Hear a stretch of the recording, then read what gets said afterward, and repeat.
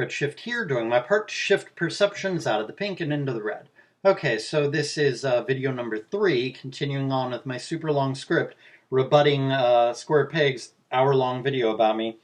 The script continues. It goes, I don't want to be defeatist, but he's talking about incels building a city with internet access and all that stuff. Yeah, you should try to do that stuff, but all the more reason why MGTOW men should be doing it, not just incels, because MGTOW men on average have more money than incels. So they should be doing it. And if they're not, then I think they bear a lot of the blame for that. Fuck them if they're not going to help people below them, people like incels. They forfeit their lives by not caring about other people. Compassion for other people is what makes you a human being. If you don't care about the millions of people who were murdered in Iraq by the US government, then you do deserve to be forcibly exsanguinated. You don't deserve to live. It's that simple. Same with MGTOWs who don't care about incels. They don't deserve to live, those MGTOWs don't. I'm all for the murder of as many MGTOWs as don't care about incels. Same with incels who don't care about the homeless people who are freezing to death. Kill all the incels who don't care about the homeless people. Seriously, fuck everybody who doesn't care about everybody else. Seriously, fuck those people. I say kill them all. For real. Everybody who doesn't care about other people deserves to be forcibly exsanguinated. It is that goddamn simple. And as far as building a nice city and everything, yeah, but you got to start it. And it would be really, really hard to start it with incels. They don't have much money, and there's not that many of them that want to join together or do something like that. And, they could do it, and they should try, but how long would that take? 30 years, 40 years to get it to be really nice and everything until it was paid off and sustainable and prosperous enough to attract women? I mean, if you were 30 years old, and it took the commune 30 years to get nice enough to where they could actually attract women, then it's too late. His libido is gone. And this does not change the female perception, their entitlement. So how does that actually change anything? Yes, you can incentivize maybe 5 out of 10 women to join, maybe 6 out of 10 women to join the commune. Maybe, if you're lucky, you can get some of them to join by having nice amenities like a really big pool, multiple hot tubs, a steam room, a workout room, and really comfortable living quarters. If you have really nice amenities like I was talking about in my video, incel communes, then yeah, you might be able to incentivize some middle-class women to join your commune. But I don't know, it's going to be pretty hard because people are addicted to their entertainment. And you can't let a bunch of worldly entertainment into a commune like that, because then the women will just be corrupted by the entertainment. They'll become just as bad as the women outside the commune. And then that defeats the whole purpose of having a commune. So you have to have basically no TV, not let women have much access to the internet, not let them have cell phones, etc., or else they'll be just as evil as all the women outside the commune. And yet, are women really going to want to live in a commune without cell phones, without much access to the internet, without TV? I don't know, maybe a few, but not very many. And if they do, it's probably only because they grew up that way. And if they grew up that way, they probably want to stay in their own community, not join a new one, right? They don't want to be separated from their parents and siblings. They want to stay in the commune that they grew up in. I think it's a pretty hard slog, so I don't really necessarily see that as a huge alternative for incels or anybody else. At least not unless somebody's willing to help them get it started financially. Like a MGTOW man or their parents or something loaning them a bunch of money to buy the land and the materials to build some housing on it first so that they can start saving money, the incel men who are going to live on the commune, right? It would be much more viable if MGTOW men and other men were helping these incels with it, but they're not. So, that makes it a way less viable option, that MGTOW men are not willing to join together with incels to do this kind of thing. And you need men to help you, or else you're stuck getting help from the banks and then being enslaved to the banks because of the unfairly huge interest rate that the bank charges. So that you end up paying, 3 times as much as the land and property and building materials were worth. You borrow $300,000, you end up having to pay $900,000 over the life of the loan. It's ridiculous. And again, he's trying to make the argument that it's weak and pathetic and the last resort of a loser to go on a spree. But this is total bullshit because he's analogizing it to someone resorting to ad hominem attacks in a debate. Using insults and character assassination when you're losing the debate. This is quite ironic, because he himself used ad hominem attacks, especially at the beginning of his video. But even in the later part of his video about me, he was using ad hominem attacks. In the comments section, he implied that I might be controlled opposition as well. Number one, people who are controlled opposition are charming. They have good production value. They get a lot of views. You don't fucking spend 3 years on YouTube making videos that get typically 50 to 100 views if you're controlled opposition. It's a waste of the government or whoever's time if they're going to have a controlled opposition person that gets no views. They're wasting time and money, right? They're not going to do that. Not to mention the government or any other entity doesn't want to be, like I said, they don't want to be paying someone for such shitty results in the first place. So number one, it's quite ironic that he would use this kind of example when he himself is making ad hominem attacks. Number two, he was pathetically resorting to using ad hominem attack when he himself is losing the debate on the definition of brave by saying that we would have to just agree to disagree on the definition of brave. Instead of trying to defend his definition of brave against my rebuttal, he just wants to try to get me to give up the attack on his position about that. He can't defend his intellectual position that people like Manasseh and Terence and Crucius aren't brave, which is his assertion, which I rebutted, and he can't defend it. He can't fight against my rebuttal, so he just wants me to agree to disagree with him. No, sorry, I'm not going to do that. Those guys are brave, and Square Peg cannot prove otherwise. And besides, his intellectual position is seen for how foolish it is when you analyze it in other contexts. Is it not brave for soldiers to fight just because they might be killed doing so? Most people say soldiers are brave. Fighting in a war that kills innocent people is not brave, is it? All wars kill innocent people. Even revolutionary wars, which are justified, end up killing innocent people. So are all warriors not brave? The high risk of death or suffering, or the certainty of death or suffering when doing something, is what makes it brave or not the ease or difficulty of what the person is doing. You have to live within reality. If you foolishly try to do the brave and seemingly honorable thing, like not be a sniper, for example, but instead face the enemy head on, then you're going to lose and it'll be all for nothing. You must be as deceitful and ruthless as you need to be in order to win, because the enemy certainly will be. Apparently, Square Peg has never read Sun Tzu's Art of War. In Sun Tzu's Art of War, it says that that deception is the essence of warfare. Or basis of warfare, something like that. Right? So it doesn't matter whether the cause you're fighting for is an evil cause or a good cause. You still need to use deceit and ruthlessness in order to win. And if people have to forcibly exsanguinate sheeple in order to make the world a better place, then that blood is not on the hands of the Cruciuses of the world. It's on the hands of their fathers and grandfathers and great-grandfathers, all of whom tolerated tyranny and thereby allowed it to get this bad in the first place, so that now it is necessary to go on sprees of civilians like Manassian and Roger and Ogdom and everybody else did. And these civilians are not even protesting. These civilians that are, regular sheeple are not protesting the horrific wars and stuff. So how can we say that these supposedly innocent civilians do not have gallons of blood on their hands for paying taxes that are used to bomb innocent Middle Easterners?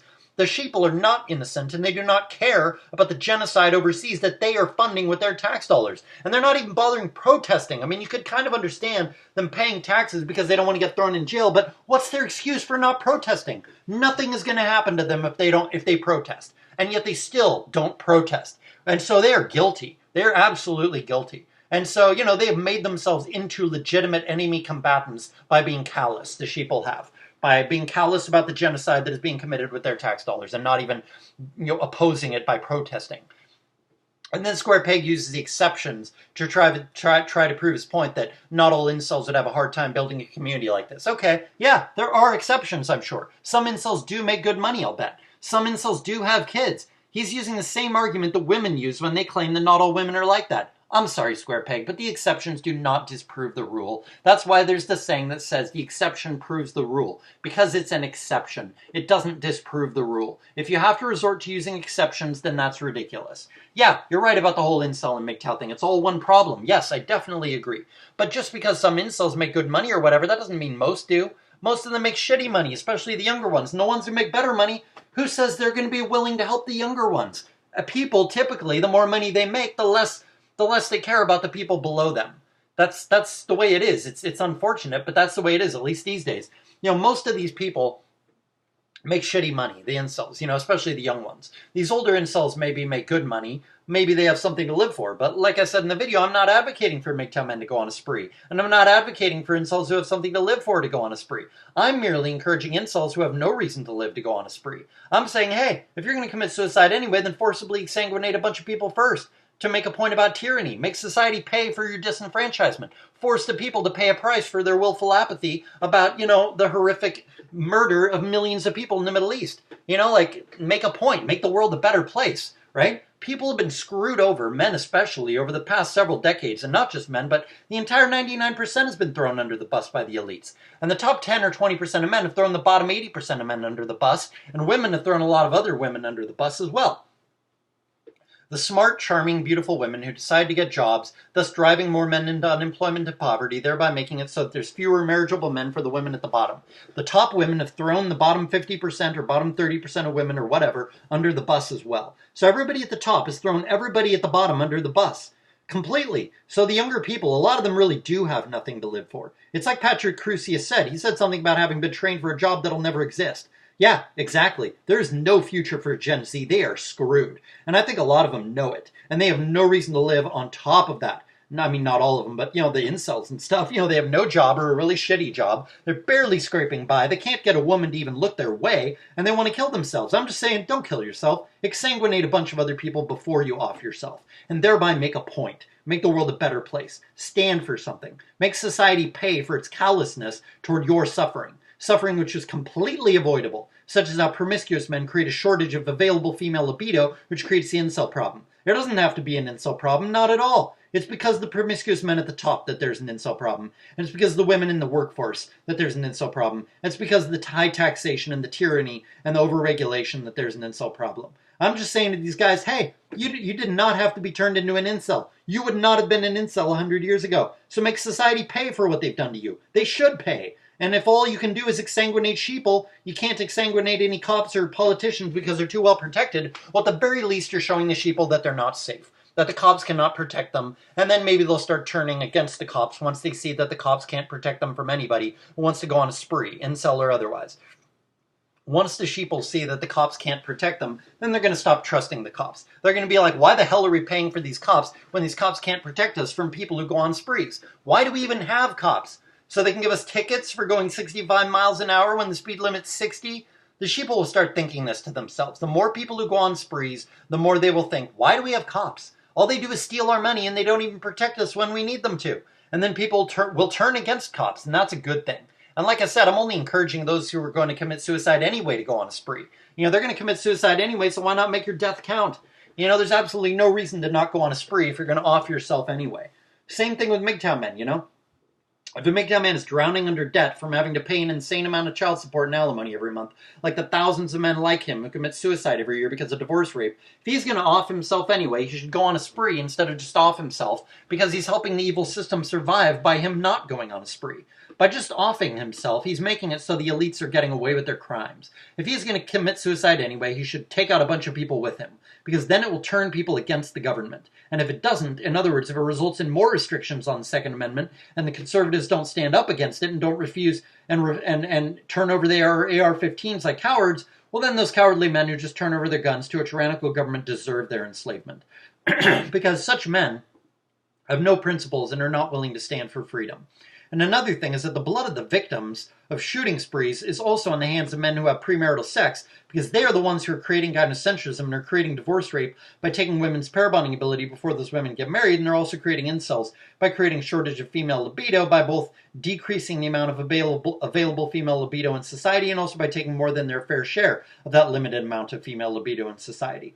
Men who have premarital sex, which was forbidden throughout most of human history for very good reason, those men are taking more than their fair share of society's women and available sex, and thus they deserve to die. It's that simple. Even serial monogamy makes 50% of men into incels permanently because of the span of male libido being twice as long as the span of female beauty. Male promiscuity makes the incel problem even worse than 50%. This will become obvious once the married men all die off. Another thing, too many people are cowards. That's the problem, cowardice. If you're using the argument of, oh, we can just make it better, we can make our own communities.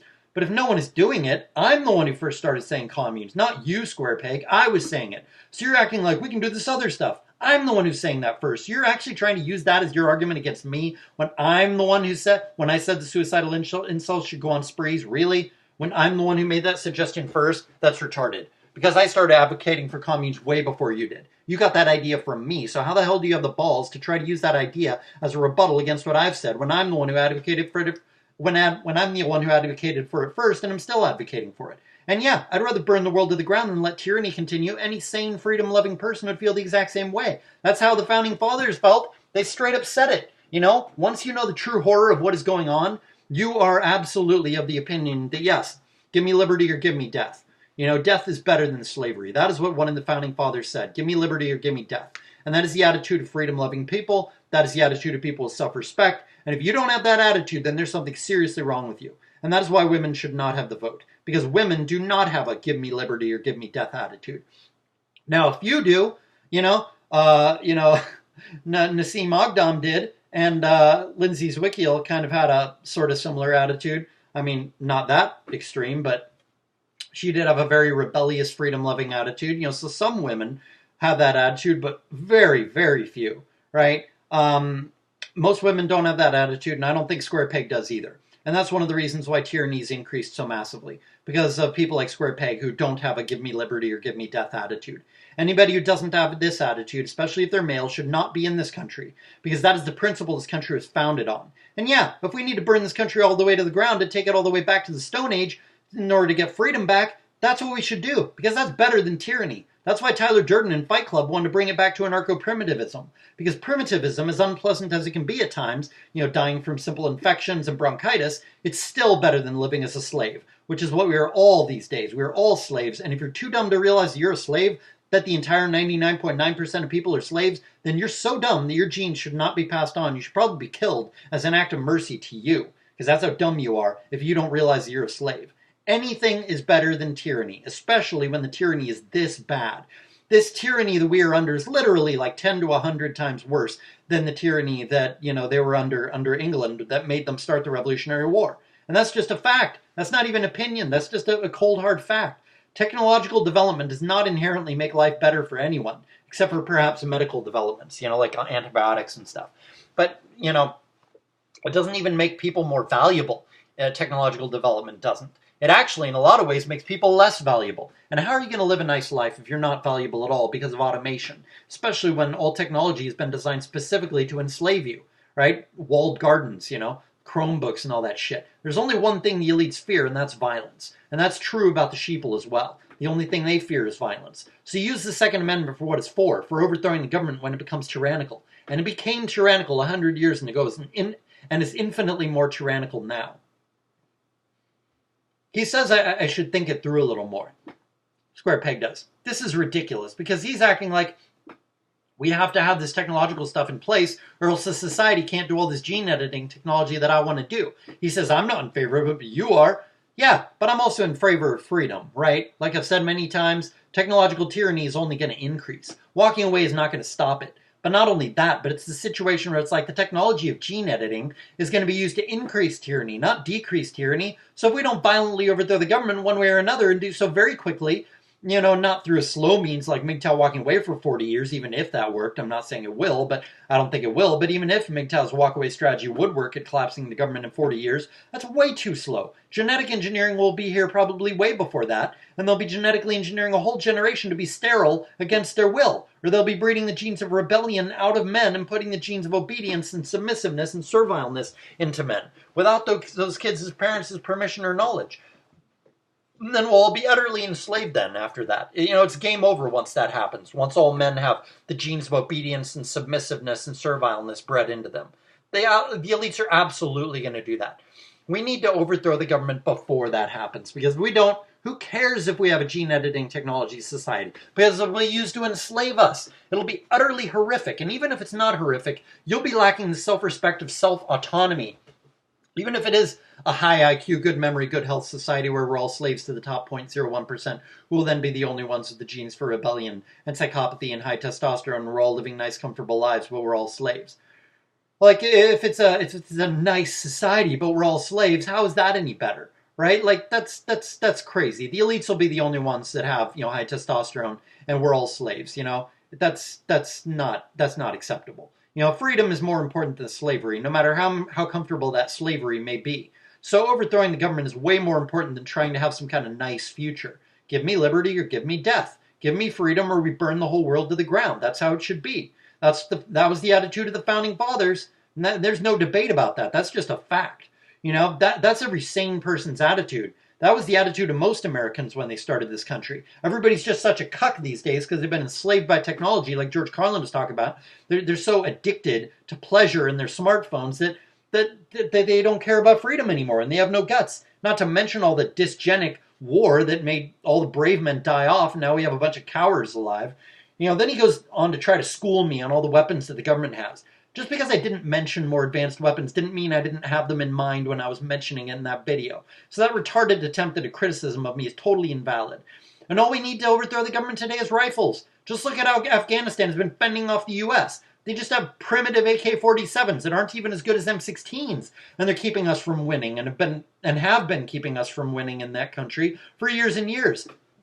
You know, we're the empire, we're the world hegemon, we have the most advanced weapons, and yet we still can't seem to take back Afghanistan. I shouldn't even say take back, it's their goddamn country. We can't even seem to fully conquer that country. They still keep, you know, making it extremely hard for us because they have balls, they have principles, and that's all you need. Balls and principles and basic weaponry, like a rifle and bullets. That's all you need. That is all you need. And then he criticizes my view of starting a civil war. He says we'll bring the whole country to rubble for nothing, and a shitload of people will get killed, and yeah, the elites will be in their underground bunkers. And then he says, but the elites will be in their underground bunkers, they'll be fine. Yeah, I'm fully aware they have those underground bunkers and stuff. I think I mentioned it in past videos. But who's gonna win? The liberals or the conservatives? If we have a civil war, the conservatives believe in guns and are well armed. The liberals don't believe in guns and are often not armed at all. So when a civil war breaks out, who the hell do you think is gonna win? The liberals are going to convert or die, and I don't care which. I'd probably actually prefer to kill them because if they convert, they might just be officially converting, but not actually learning a goddamn thing. You know, doing the feminism thing of like, the female thing of like, oh yeah, I've changed my mind, but really they're just doing it to survive. They're just lying their asses off. And once the conservatives are back in power, either from exterminating tens of millions of liberals or forcing the liberals to totally cave and surrender to the conservatives, either way, now the conservatives are in charge. Now it's, 25 to 50 million hardcore conservatives who are hell-bent on hunting down those elites who are hiding in their underground bunkers. And then we force those elites who are hiding in their underground bunkers, we force them out. And then we forcibly exsanguinate them all in public. And there will be no liberals or women opposing us anymore, so it'll be an easy win. You really think the liberals in their underground bunkers with a few security forces are going to keep out 20 to 50 million conservatives who are armed to the teeth? I don't think so. We'll forcibly exsanguinate every single general, every politician except for Ron Paul types, who are almost non-existent. We forcibly exsanguinate all the past presidents of the U.S., as well as all the CEOs, CTOs, CFOs, etc., multinational corporations. We shove bamboo spikes up the fingernails of people in Skull and Bones to force them to tell us who they all are and who the members of other secret societies like Skrull and Key and Quill and Dagger are. And then once we know their names, we go after them too. We hunt all these people down and we kill them all. These people are pure evil. They need to all be forcibly exsanguinated, and after we win the Civil War, we can go after them and forcibly exsanguinate them all. And then the world becomes a much better place. Look at Israel. All you need is aggression. Israel just lies its ass off, does pure evil all the time, but because they have balls and high IQs, they're able to endlessly dominate and murder the Palestinians and steal more and more land from the Palestinians.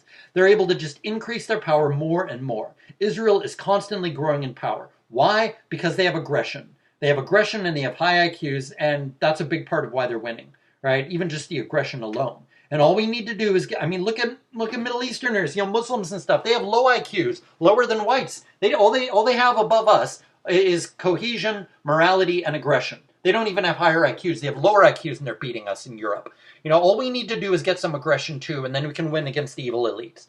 Faith is necessary to victory, so we need to get our balls back, and we also need to have some faith in the possibility of victory, because without faith, you cannot win. Because if you don't have faith, you're not even going to fight, much less fight your best. But if you have absolute faith in the inevitability of your victory, then you can usually win. Maybe even almost always win. There's always a loophole to exploit. You just need to have the aggression and the intelligence and the willingness to sacrifice that is necessary to achieve victory. Victory is always possible. You just have to be willing to do what it takes to achieve it. And it's not even necessarily a matter of superior strength, right? Like maybe you're destined to lose or something, or you're destined to fight something to a draw. Like let's say an arm wrestling competition, right? Like maybe you're just totally tied. You're just completely tied with this other person. Neither they nor you are stronger. But instead of calling it a tie, you refuse to give up. You're like, no, I'm not giving up. I'm just going to stay here for fucking forever, and we'll see who loses, who has less endurance, right? And then you're just there for like 10, 15 minutes or whatever, and then eventually, or 5 minutes or however long it takes, and then eventually the other person just tires out, and then you win just because you had more endurance than they did. You didn't have any more strength, you just had more endurance. So yeah, you can win a war just by having more determination. Even if you seem to be losing, all you got to do is just never, ever, ever give up. And 10, 20, 30 years later, eventually they will give up. and then you win. For real. So you absolutely can win. You can always win.